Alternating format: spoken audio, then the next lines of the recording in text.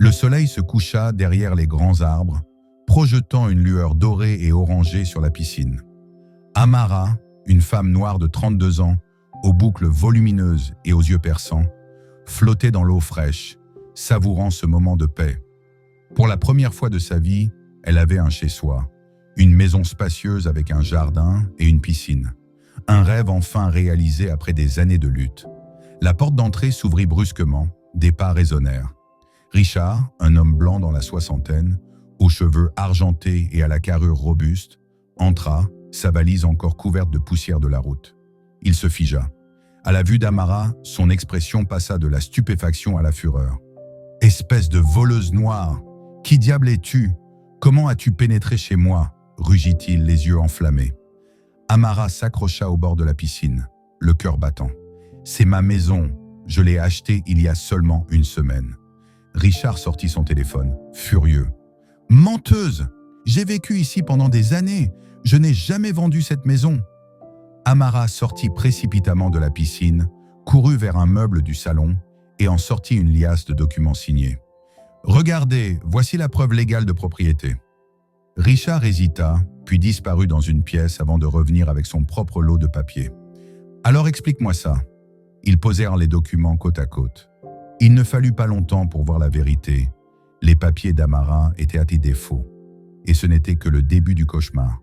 En une semaine, la vie d'Amara bascula complètement. Richard la poursuivit en justice pour intrusion et occupation illégale. Le tribunal lui donna raison. Non seulement Amara fut expulsée, mais elle dut aussi payer une amende énorme, une somme qu'elle n'avait pas. Sans endroit où aller, elle erra dans les rues, ses chaussures usées aux pieds, agrippant le seul sac à dos qui lui restait. Orpheline depuis son enfance, elle avait toujours rêvé d'un foyer stable. Après des années de dur labeur, elle avait tout investi dans cette maison. Et maintenant, tout était perdu. Désespérée, Amara tenta d'appeler l'agence immobilière qui lui avait vendu la maison. Personne ne répondit. Elle avait perdu leurs traces depuis longtemps. Les enquêteurs ne purent pas retrouver l'entreprise non plus. Ils affirmèrent qu'Amara mentait. Ce jour-là, elle se rendit à l'adresse indiquée sur leur papier, mais elle ne trouva qu'un bâtiment vide avec un panneau « à louer ». Les escrocs avaient disparu sans laisser de traces. Elle se souvenait encore de son dernier appel avec l'agent immobilier. Une voix moqueuse lui avait craché au visage. « Idiote de noir, vous méritez de tout perdre pour qu'on s'enrichisse. » Puis la ligne s'était coupée. Amara s'effondra sur le trottoir devant l'immeuble vide, des larmes coulant sur ses joues. Elle avait été dupée, dépouillée de tout, et personne ne s'en souciait. Les passants ne lui accordaient même pas un regard, ou alors chargés de mépris. Les jours suivants, elle survécut en ramassant des restes. Elle s'habitua aux murmures, aux regards jugeants. Mais le plus dur n'était pas la pauvreté, c'était de savoir que son rêve lui avait été volé sous les yeux. Une nuit, n'en pouvant plus, Amara retourna près de la maison. De loin, elle observa la lumière chaude briller à travers les fenêtres, s'imaginant encore y vivre. Puis elle s'endormit, recroquevillée dans un coin caché, de l'autre côté de la clôture. Un bruit de bruissement la réveilla en sursaut. Elle retint son souffle, scrutant l'ombre. Une silhouette se glissait dans la cour, se dirigeant vers la porte arrière. Un cambrioleur. Sans réfléchir, Amara se jeta en avant et cria de toutes ses forces « Hé, éloigne-toi de cette maison !» L'intrus sursauta, mais réagit vite. Il la frappa violemment à la tête. Elle s'effondra, son crâne heurtant le sol froid, alors que Richard surgissait en trombe par la porte d'entrée. Tout devint noir. Amara ouvrit lentement les yeux.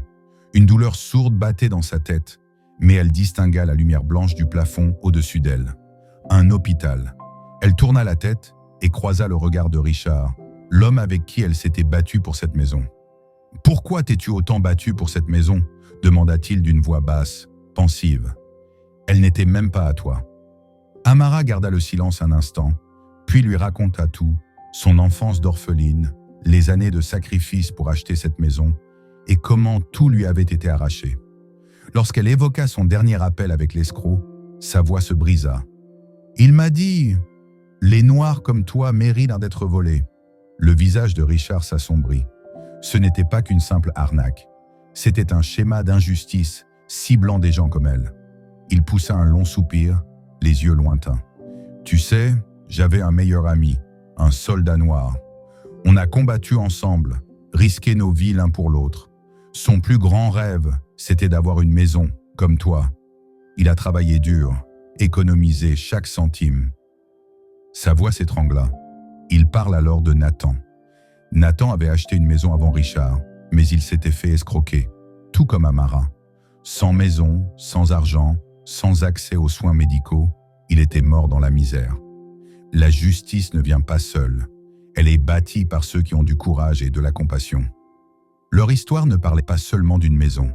Elle parlait d'équité, d'humanité et de l'espoir d'un avenir meilleur.